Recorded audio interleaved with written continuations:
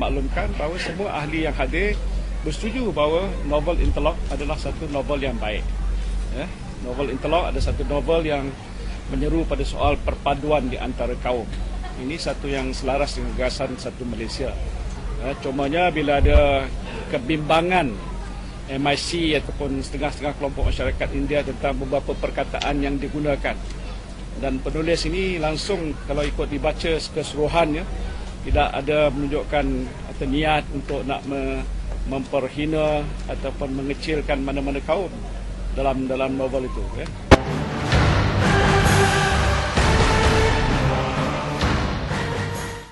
We must get the book Interlock in the correct perspective lah, when we read it. This is a historical novel, and it is written during the period of 1910. At that time, some of the words may be sensitive in the present day context, but at that particular time it conveys what it was intended by the author. So maybe some of these sensitive words, they may want to think of how to make it less sensitive. But in general, we would say that this book do convey a very important message of the early, I would say, immigrants coming from India, China to Malaysia. And it also, I would say, promote racial integration and harmony, how riot of different races work together.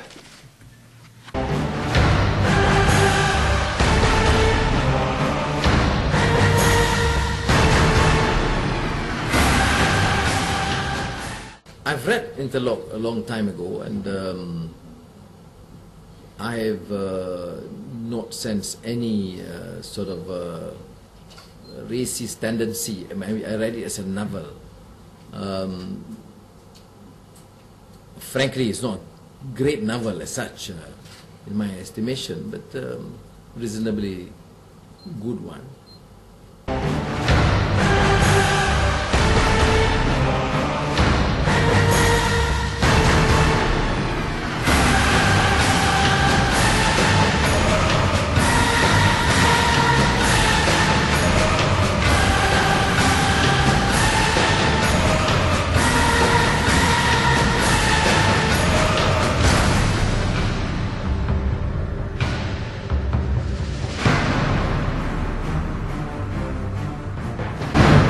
Dan bagi pihak Gapena tetap mempertahankan buku Interlock itu kerana dialah buku ilmu, buku yang mempunyai integrasi perpaduan kaum, buku yang bukan memecah belahkan. Gapena membantah kerana ini sikap kurang hajar dan biadab, kerana dia membakar buku yang paling istimewa dan juga mencela dan memporak-perandakan Abdullah Hussein.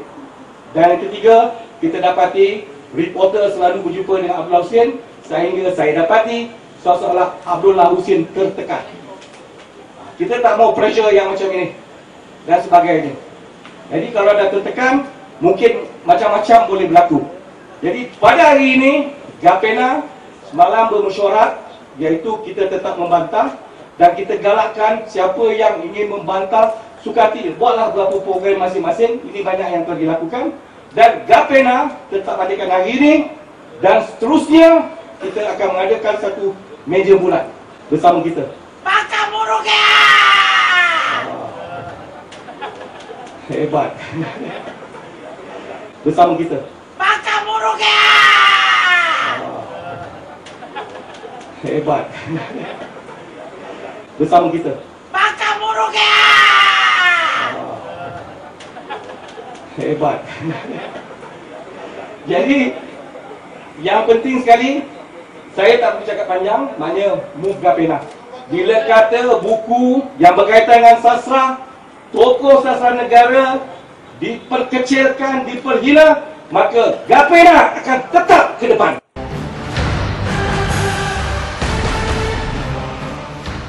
Perkataan itu pun berdasarkan kepada sejarah yang disebut dengan jelas oleh karang oleh penulis Datuk Abdullah Hussein.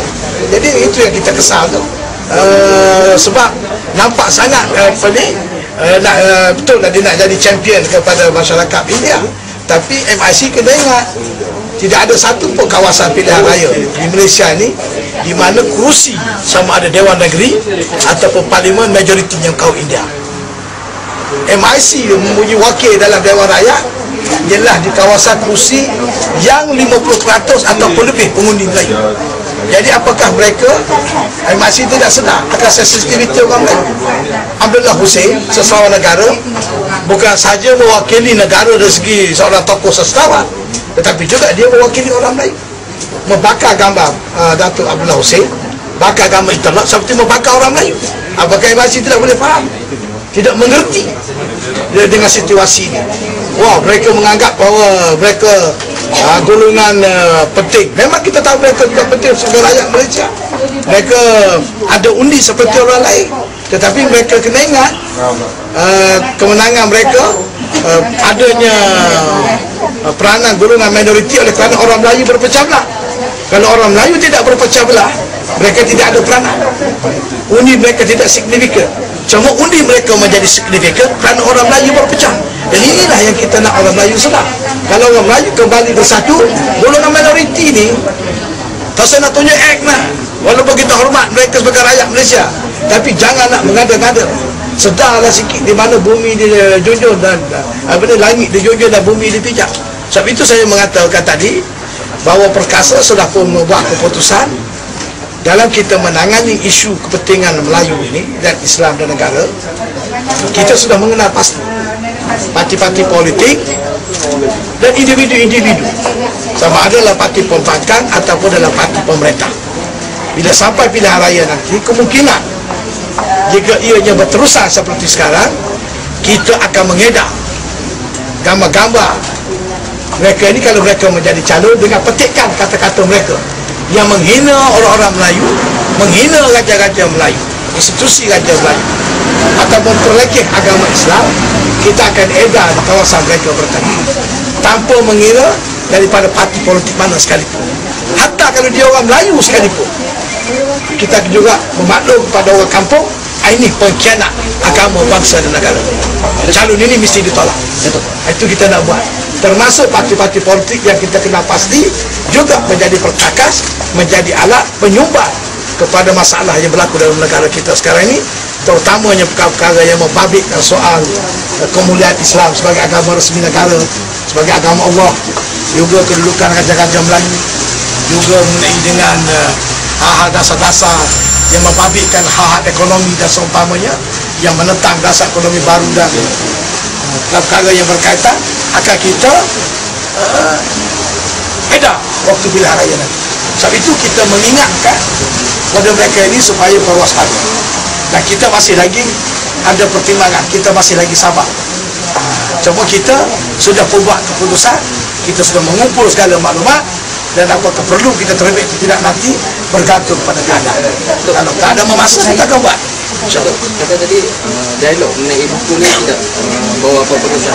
Saya tengok dialog, nak buat apa dialog?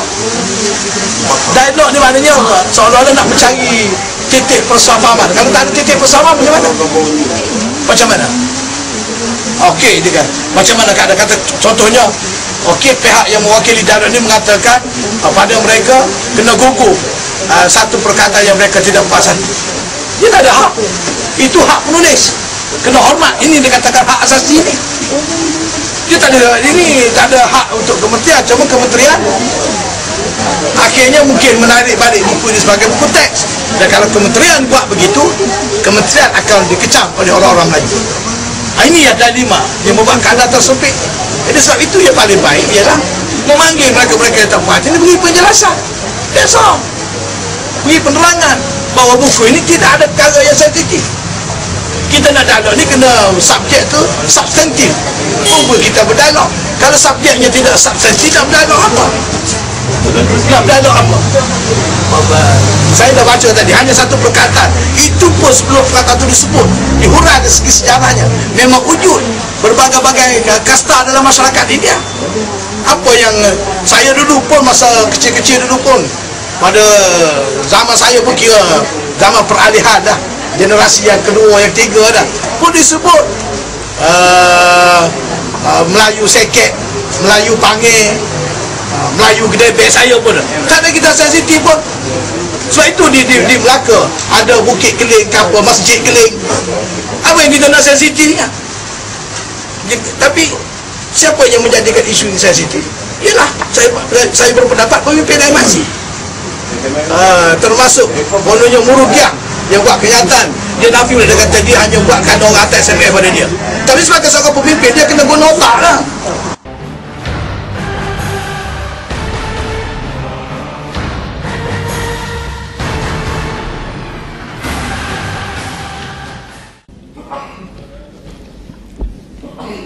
Tuan-tuan, saya nak ulas sikit isu yang sensitif sebelum tu. Sementara tuan-tuan nak hantar soalan. Isu demonstrasi Hindraf. Ada tuan-tuan yang pergi jawab?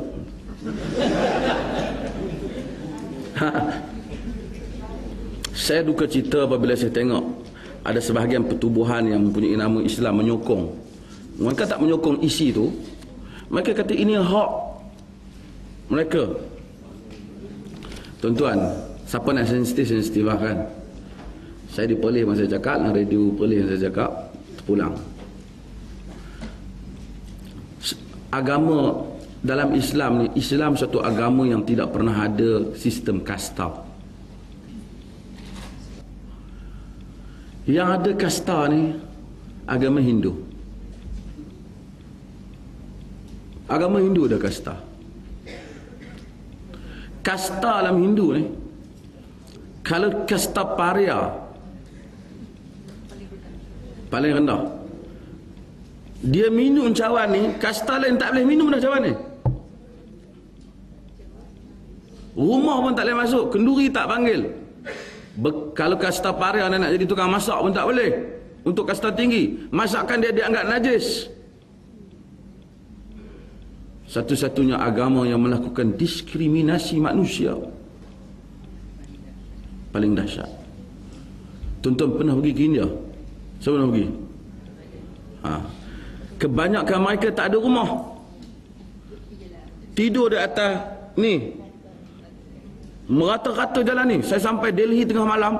Saya pergi India ke sebulan. Tengah malam tengok ni, tidur ni, penuh manusia tidur.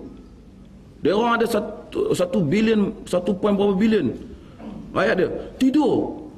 Kita bangun pagi, semua dah habis. Manusia sayup mata mandang ni tidur, tak ada rumah. Tidur pakai lapik-lapik kotak itu tidur. Tapi yang penting itu pun boleh ada anak. Itu keajaiban luar biasa. Itu cerita lain. Itu dia punya seni India. Tapi cerita lain.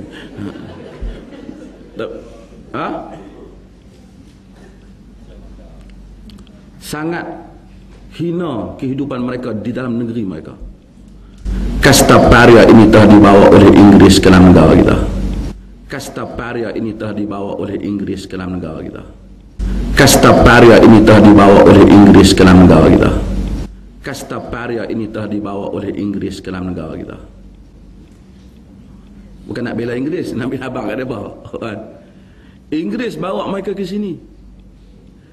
Kehidupan yang mereka nikmati di sini 1000 kali ganda lebih baik dan negeri mereka.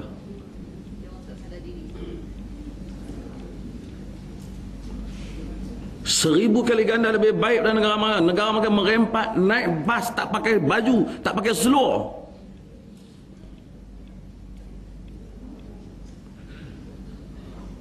Mari sini nak habaq kat British.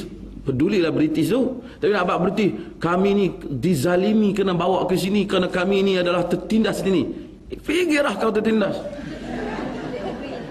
Fikirlah kau tertindas. Parah kau tertindas, kau balik negeri. Gagal aku tak jadi ahli politik lah, kau lanyak kau.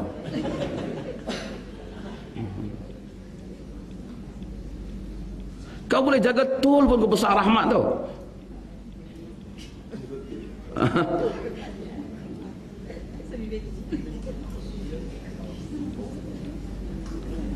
Bukan rahmat, tapi tuntutan yang tak betul. Kononnya dia tertindas. Apa yang kau tertindas? Bahkan kau kadang-kadang lebih-lebih, kau buat ni, kuil-kuil ni, tak ada lesen. Itu pun kadang-kadang orang Melayu ni macam tu lah, jaga hati orang. Dulu kampung Rawa, dia buat kuil tepi masjid. Setiap kali waktu sembahyang dia goyang loceng. Lalu bertimbul isu perkawaman, dia yang mulakan. Dia yang mulakan. Sekarang ni dah berlaku isu macam ni. Dia nak tuntut hak dia. Kononnya tak dapat kenikmatan hidup di negeri ni. Tanya dia, orang Islam yang hidup di India, apa kenikmatan yang kau bagi? Kau runtuhkan Masjid Babri, kau bunuh orang Islam, kau rogol wanita-wanita di Kashmir, kau bunuh orang Islam di Kashmir. Ada kami bayar dengan harga yang sama untuk kau? Paling bawah tu adalah dikenali sebagai the untouchable. Kalau ikut kitab orang Hindu ni, kalau yang untouchable, kalau bayang-bayang dia tersentuh Brahmin, bukan dia sentuh kulit, tidak. Bayang-bayang orang touchable tersentuh Brahmin, Brahmin itu akan menjadi tidak suci. Membaca kitab Weda ataupun kitab-kitab suci, ini ikut kitab diorang ya, perintah dalam kitab diorang, tangkap sudra itu, tarik telinga, potong telinga, tuang minyak didih panas-panas dalam mulut. Ikut kitab dia ada beberapa perkara tentang kasta ni juga. Contohnya, kalau ada seorang sudra ni, kasta rendah, dia serve makanan kepada tuan dia yang Brahmin katakan. Dan kalau dia terpegang makanan itu, tersentuh makanan itu, sebagai hukuman, Brahmin itu dapat tidur dengan isteri dia selama sebulan. Kalau seorang sudra tu duduk sebelah Brahmin, punggung dia akan dikerat. Yang saya cakap ni adalah daripada hukum-hukum daripada kitab orang Hindu, daripada kitab-kitab mereka. Tetapi hari ini kalau kita tanya orang Hindu, dia kata, oh sebenarnya dalam Hindu tak ada kasta, itu orang punya ciptaan. Tapi sebenarnya semua ini terdapat daripada kitab mereka sendiri. Ini tentang pahaman mereka. Sekarang ni apa yang kita boleh buat ialah kita lihat apakah kepercayaan orang Hindu, tuhan-tuhan yang mereka sembah sebagai contoh ya. எல்லாருக்கும் வணக்கம். இன்னைக்கு நான் இங்க பேச வேண்டிய தலைப்பு என்னன்னா, ஹிண்ட்ராப் இருக்குதா இல்லையா அப்படிங்கிற கேள்வி ரொம்ப பேர் மனசுல இருக்கு. எல்லாருக்கும் 25 நவம்பர் மாதம் நடந்தது எல்லாருக்கும் தெரியும். பெரிய ஆர்ப்பாட்டம், கோலாலம்பூர்ல 8 மணி நேரம் இருந்தோம். அதுக்கப்புறம் என்ன சார் ஆச்சு? சில பேர் மக்கள் சக்தி அப்படின்னு ஆரம்பிச்சாங்க. அப்புறம் மக்கள் சக்தி 1, மக்கள் சக்தி 2 அப்படின்னு ஓடிக்கிட்டு இருக்குது. அப்புறம் இன்னொரு குரூப் வந்துட்டு மலேசிய இந்தியர்களுடைய குரல் காது அப்படின்னு அவங்க ஒரு பக்கம் பேசிட்டு இருக்காங்க. இப்ப யார் உண்மையான இந்தியன் அப்படின்னு ரொம்ப பேருக்கு குழம்பி போயிருக்கிறாங்க. இதுல நம்மளை குழப்புறது அரசாங்கம். அம்னோ அரசாங்கம் நம்மளை குழப்பிக்கிட்டு இருக்குதுங்கிறத நம்ம முதல்ல நல்லா தெளிவா தெரிஞ்சுக்கணும். உண்மையிலே சொல்றேன், இந்த 3 வருடத்துக்கு பிறகு இன்னைக்கு 250 பேர் நீங்க வந்திருக்கீங்கன்னா, உங்ககிட்ட ஹிண்ட்ராப் மேல நீங்க வச்ச நம்பிக்கை இன்னும் ஆணித்தரமா அஸ்திவாரமா இன்னும் இருக்குது அப்படிங்கிறதுக்கு இதான் உதாரணம். நீங்க சரியான இடத்துக்கு வந்திருக்கிறீங்க. ஹிண்ட்ராப்பை பார்த்தீங்கன்னாங்க வெரி சிம்பிள். அன்னைக்கு கோலாலம்பூர்ல எதுக்காக போனோம்? 18 கோரிக்கை. அந்த 18 கோரிக்கையை நிறைவேற வரைக்கும், கடைசி வரைக்கும் யாரு விடாம கைப்பில பிடிச்சு இருக்கிறானோ அவன் தான் ஹிண்ட்ராப். பாதியில ஓடி போயிருக்காங்க. அம்மா காலையும் தேசிய காலையும் கீழே விழுந்து மண்டிக்கிட்டு எனக்கு 18 கோரிக்கை இல்லை, 10 கோரிக்கை தான், 18 கோரிக்கை இல்லை, 5 கோரிக்கை தான் சொல்ற கோழைகள் இல்லை ஹிண்ட்ராப். நம்ம அன்னைக்கு அனுபவிச்ச அந்த வேதனை சாதாரணமா குப்பையில தூக்கி போட்டுட்டு போறதுக்கு நம்ம இல்லைங்க ஆளு. அன்னைக்கு அனுபவிச்ச வேதனை அதுக்கு ஒரு பலன் இருக்கணும். அன்னைக்கு 8 மணி நேரம் கோலாலம்பூர் போய் கலக்கணும்னா எதுக்காக கலக்கணும்? போய் அம்னோ காலில் விழுறதுக்கா, போய் டிஎம்பி காலில் விழுறதுக்கா, போய் பாஸ் காலில் விழுறதுக்கா? கிடையாது. நம்முடைய உரிமை நாட்டில் என்ன உரிமை நமக்கு தெரிஞ்சு அந்த உரிமை கிடைக்கிற வரைக்கும் போராடணும் தான் ஹிண்ட்ராப். இன்னைக்கு நீங்க சரியான இடத்துல வந்திருக்கிறீங்க, அதை முதல்ல மனசுல நிறுத்திக்கீங்க. அடுத்ததா நம்மளுக்கு பயம் கிடையாது ஹிண்ட்ராப். நீங்க உங்களுக்கு எல்லாம் பயம் தெரியாது. ஏன்னு கேட்டீங்கன்னா, மலேசிய வரலாற்றிலேயே இந்தியர்களுக்காக போராடி அடிக்கடி அதிகமா போலீசால கைது செய்யப்பட்ட ஒரே இயக்கம் ஹிண்ட்ராப் தான். வேற எவ்வளவு இருக்கிறாங்க? போன வாரம் அதுக்கு முன்னாடி தைப்பூசம் வரைக்கும் லேட்டஸ்ட் அரசு மாசம் எங்களை பிடிச்சிக்கிட்டு தான் இருக்கிறாங்க. நீ பிடிச்சிக்க இவங்க தங்கா அதான் எங்களோட இது. நீங்க இருக்கிறாங்க, எஸ்பி எல்லாம் இருக்கிறாங்க. ஒவ்வொரு கூட்டத்திலும் நாங்க சொல்றதுதான் சொல்றோம். நல்ல பெருசா எழுதி கொண்டு போய் பிரைம் மினிஸ்டர் கொடுங்க. எங்களுக்கு பயம் கிடையாது, எங்களுக்கு பயம் கிடையாது. ஏன்னா எங்க பக்கம் நியாயம் இருக்குது, தர்மம் இருக்குது, சத்தியம் இருக்குது. அந்த போராட்டம் தொடரும். ஆக நீங்க வந்துட்டு யாரு 18 கோரிக்கையை பத்தி பேசுறாங்களோ, நீ மக்கள் சக்தின்னு போன மாதிரி வேற ஒரு பேரை வச்சுக்கலாம், இல்ல காது வாயு மூக்கு அப்படின்னு சொல்லி வச்சுக்கலாம். ஆனா ஹிந்து அப்படிங்கிற வார்த்தையை உபயோகித்து இவ்வளவு தைரியமா மேல இருந்து பேசுறதுக்கு மனசுல தைரியம் இருக்குங்க. அவன் தான் இன்றா, நாங்க தான் இன்றா, நாங்க தாங்க இன்றா மக்கள் சக்தி.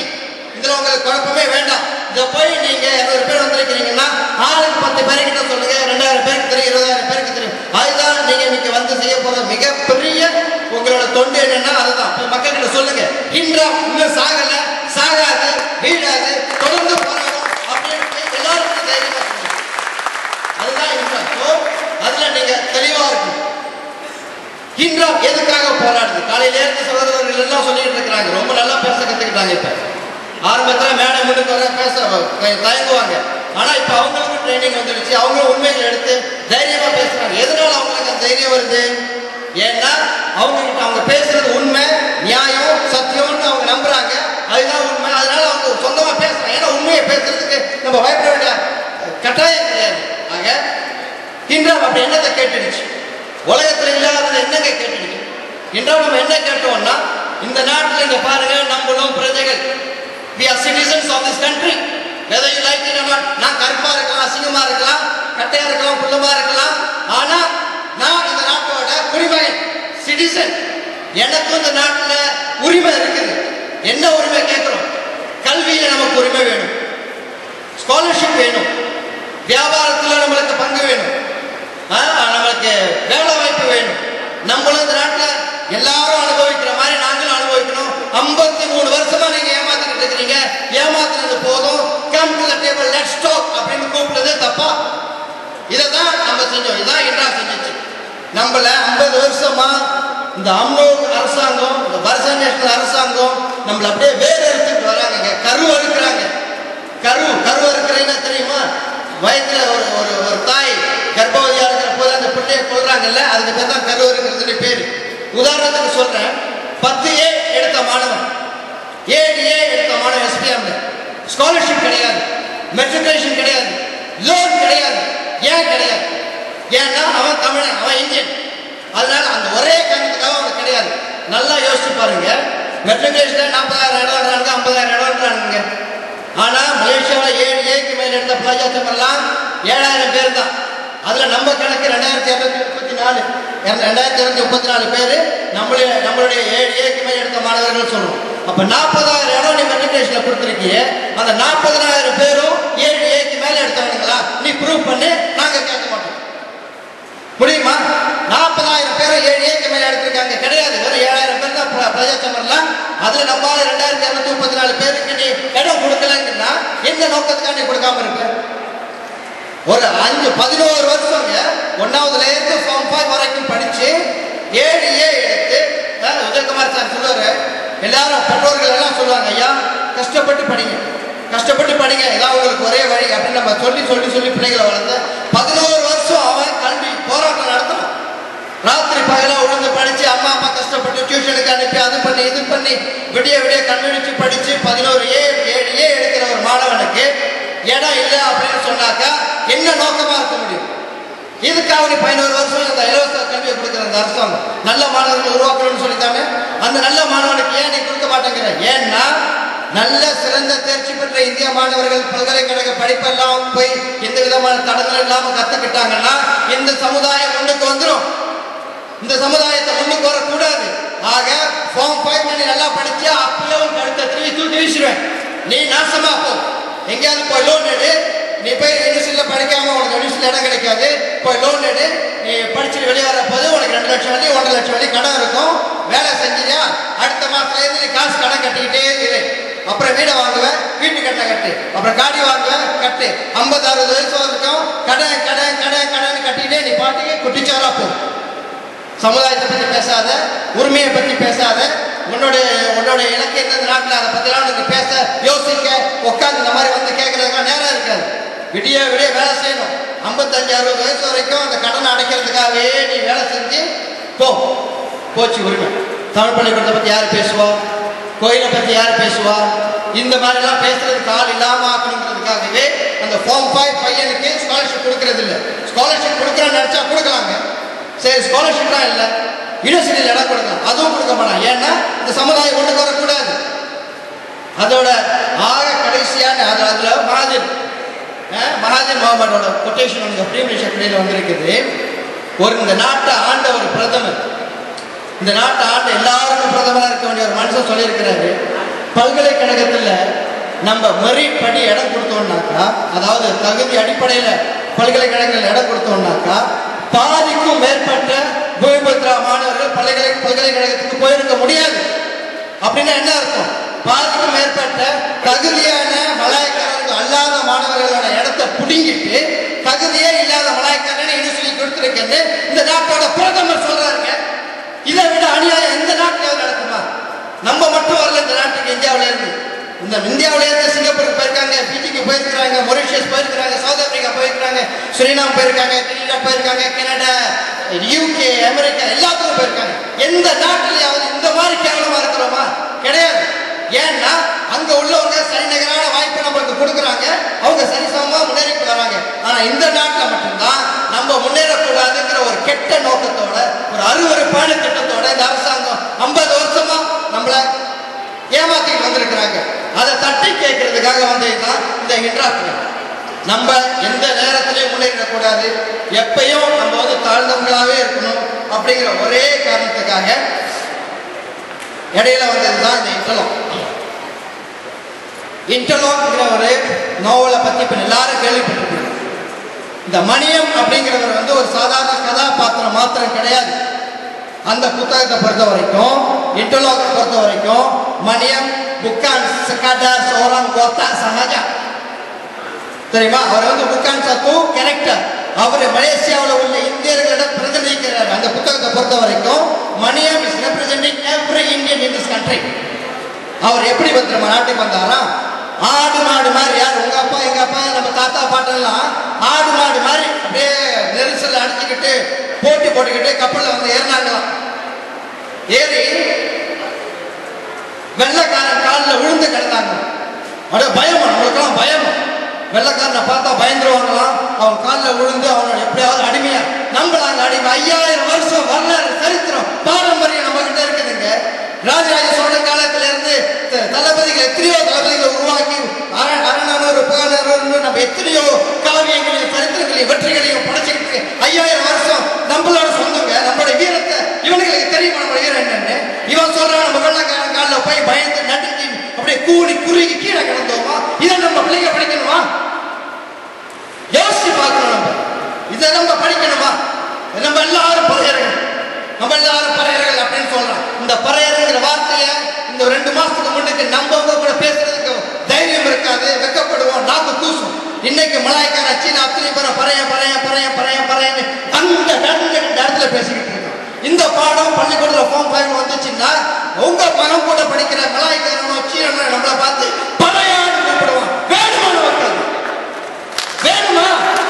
நம்ம அடிமைப்படுத்தி நம்மளை எப்படி எல்லாம் கேவலப்படுத்த முடியுமோ, நம்மளை எப்படி எல்லாம் வஞ்சிக்க முடியுமோ, நம்ம மூஞ்சில எப்படி எல்லாம் காரிக்க முடியுமோ, நம்மளை எவ்வளவு மட்டம் தட்ட முடியுமோ அப்படி எல்லாம் மட்டம் தட்டுங்கிற ஒரே நோக்கத்துக்காக வந்ததுதாங்க இந்த இன்டர்லாக் நாவல்.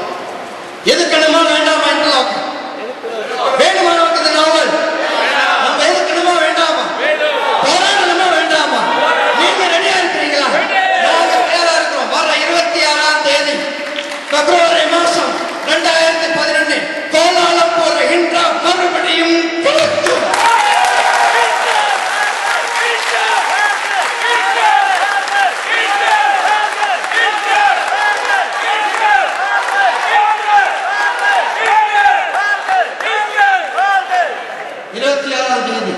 பிப்ரவரி மாதம் 2011 கோலாலம்பூர். மற்ற விவரங்களை நீங்க செய்தித்தாளில் பாருங்க.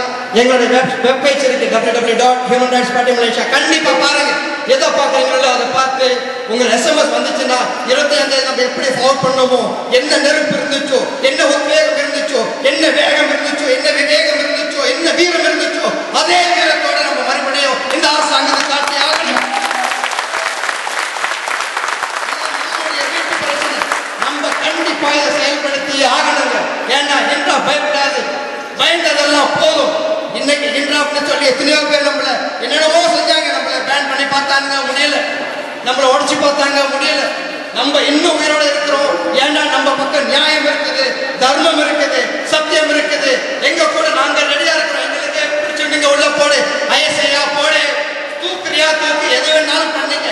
ஆனா இன்றாப்ல உரிமை இருக்கிற வரைக்கும் நாங்க அந்த ஆரம்பத்துல இவங்க இருந்தாங்க போயிட்டாங்க, இப்ப நாங்க வந்திருக்கோம். நாங்க போன பிறகும் மறுபடியும் இந்த போராட்டம் தொடர்றதுக்கு எங்கள்ல நிறைய பேர் ரெடியா இருக்கிறாங்க. ஆனா நாங்க கேட்கறதெல்லாம் நாங்க ரெடியா இருக்கிறோம், நீங்க ரெடியா இருக்கிறீங்களா? உங்களோட ஆதரவு எங்களுக்கு இருக்கா இல்லையா அப்படிங்கிறது. நீங்க ரெடின்னா நாங்களும் ரெடியா இருக்கிறோம். எனவே வர 26ஆம் தேதி மீண்டும் இந்த நாட்டிலே ஒரு புரட்சி, ஒரு சரித்திரத்தை படைப்போம். எல்லாரும் வாங்க, எல்லாருக்கிட்ட போய் சொல்லுங்கன்னு சொல்லி வாய்ப்புக்கு நன்றி கூறி விடைபெறுகிறேன். நன்றி.